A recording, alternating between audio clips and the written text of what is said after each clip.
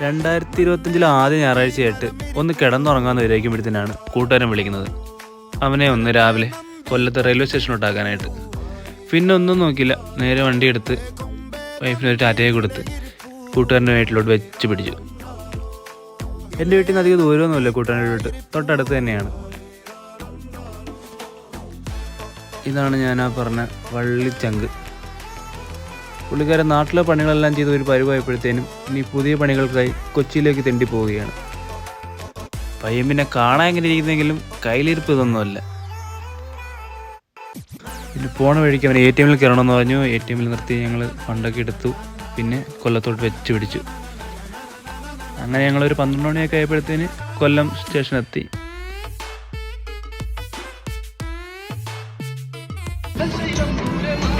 ഞാൻ പോകാം.